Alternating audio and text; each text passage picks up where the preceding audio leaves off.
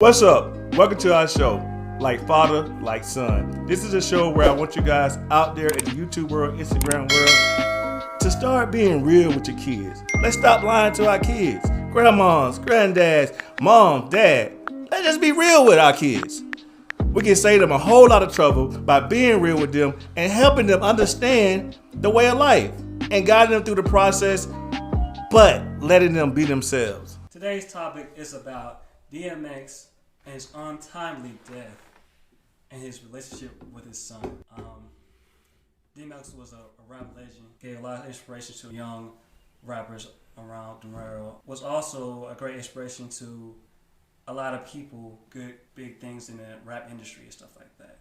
So what is your point of view about DMX? So what is your intake about it? So my intake about DMX is just an all-around great rapper, an all-around cool guy, a real guy in general. Just when this happened like way back in the 90s when DMX came out, and he had a crew, the Rough Riders.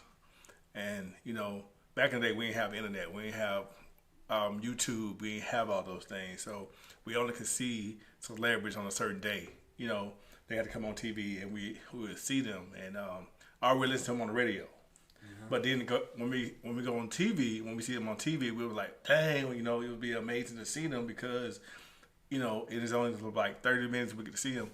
But anyway, one thing about DMX that caught my eye back in the day was he really talked the way he rapped.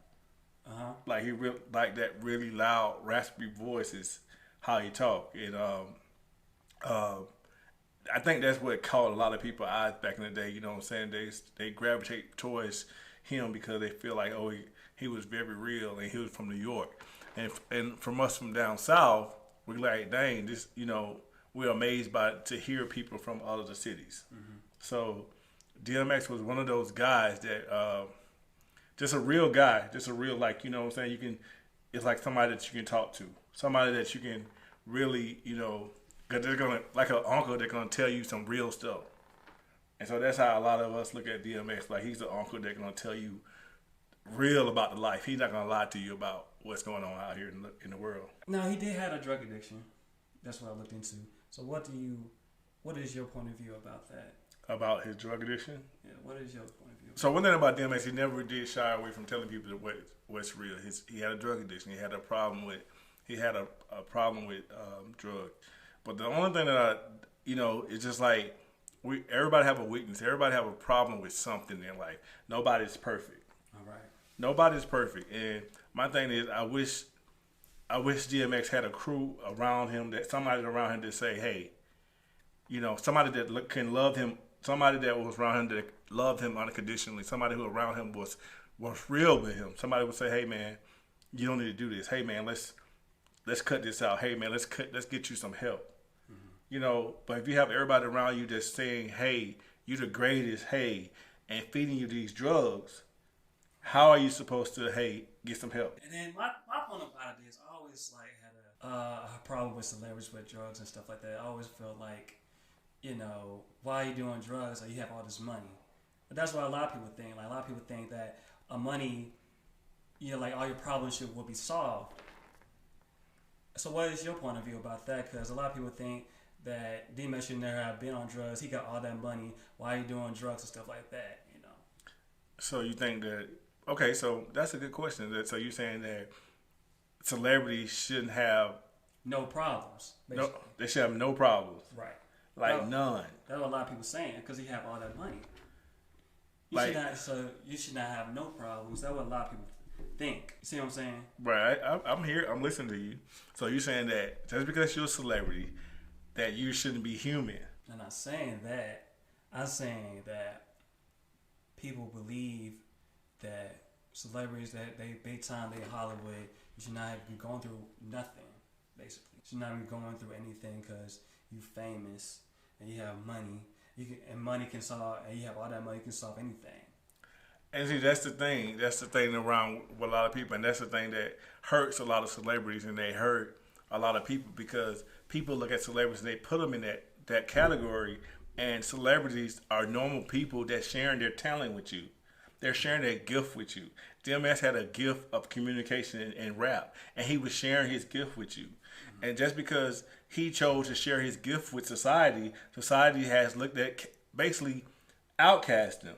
What I mean by outcast him, you took a person and say, okay, he's this Superman. He's this person that should have no problems.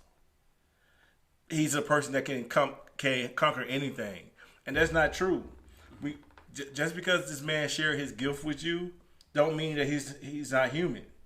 He goes through things just like you go through things, and that's the problem with society. They take people that share their gifts to the world, and people who don't have the same gift, they look at these people as a superhuman. Right. So now we got DMX who's sharing just a gift that he was given, and society saying, okay, you should be on drugs because you got this gift, or you shouldn't be on drugs, or you shouldn't be this way because you have this gift. But he's still a human being. Right. And I think the biggest thing about this whole situation with DMX is because he just basically really needs somebody to love him unconditionally. And I don't think he had that. I don't think DMX truly has somebody to love him unconditionally. I don't know if you know DMX and you go deep into DMX story. He had a problem with his mom. He had a problem with love and family. Mm-hmm. At the end of the day, most people just want somebody that they understand that's truly there for them, and love them unconditionally. Maybe he got that later on in life, but maybe he just didn't realize that he had somebody who loved him later on in life that he couldn't recover.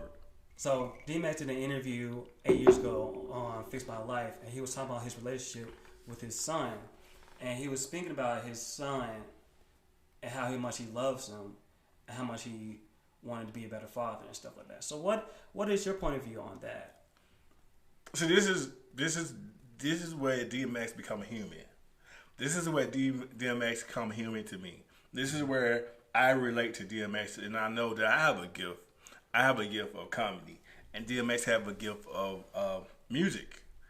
But we are human beings, and I love the way that DMX. If you guys cannot check out the interview, go check out that interview of DMX did with Fix My Life. When DMX came in and he was sitting down with her, Ayana, and he was talking about his son. He was talking about how when his first son was born, how he carried his son around in like a pouch, like a kangaroo did. Like he carried his son around with a pouch, and he loved his son, and he wanted his son to grow up and be his best friend. Mm-hmm. And I related to that because when I had you at a very young age, and when I had you, those are the same things that I wanted from you. I wanted to, like, I carried you around just like that, I don't know if you ever seen it. It's like a scrap-on. It's like a scrap-on pack that dads wear, but we put it in the front, and you drop the baby down in the front. So it's basically you carry them around like a cabbage patch, like a kangaroo, yeah. And you carry them around in the front. And like DMX said, he was like he just wanted his son to be, his best friend, because most guys do want their firstborn to be sons. Most guys, just like a king and somebody to have an empire. They want their firstborn to be a son so they can carry on the tradition of the family, of the empire. And he was saying, it hurt me in that video. When I seen that video, it really hurt me because, like DMX said, it hurts, bro. Like, so he said, he was like, just because he was my son does not mean that he's supposed to be my best friend. Just because he was my son, he still was a human being. I want him to be my best friend, but he's not. He's not my best friend, and he's a person. But what I saw in DMX and DMX son, they was too much alike. Cause when I watched the interview, I watched DMX saying his son did not want to have nothing to do with him, and then I saw his son saying that DMX said his son didn't want nothing to do with him. And DMX son said DMX didn't want nothing to do with him. So there was too much alike. One of them needed to break the wall down and say, hey dad, or hey son, I'm here for you. And I just think that they didn't get to that point. But that let me know that he was just a real person and wanted to real love. He wanted unconditional love, and he just didn't get it. He just never received it. But the drugs and partying and all those things made him feel just black it all out. But I mean, that's why you have to live today. I just hope that me and you never get to the situation there where me and you as a father and son never get to the situation that we're not talking. Yeah, we never get to that. You can't say what never would happen Why not? because you don't know what people do. You don't know how people change. But I want you to know that I want you to know that you can always come talk to me about anything, and I'm always there, going to be here for you. But I don't know. Like I worry all the time about what DMX went through. Don't know. 50 Cent got a second book out. He's talking about just hustling and hustling smarter. And in his book, he break down about his relationship and with his firstborn. And he talks about the same thing that DMX talking about. He talking about how that he wanted a relationship with his firstborn that he doesn't have, and how sometimes that he see his firstborn in the stores, in jewelry stores or something, and his firstborn act like he don't see him. And I'm like reading this book and I'm emphasizing with 50. I'm like, man, that's painful, to be somewhere and you see your son and your son act like he don't even know you. And just like go back to what DMX said, and his son probably was only in that jewelry store buying jewelry because of 50. Probably because of 50 was giving him money or child support. He was probably only in there and people would deal with him just because his father is 50. And like DMX said, every time his son called him, his son only called him about money. Yeah. So I feel them. I feel their pain. I feel the frustration of trying to want a connection with their child and they don't have it. Yeah. So I'm telling you, you should always be able to come to me and tell me whatever. All right?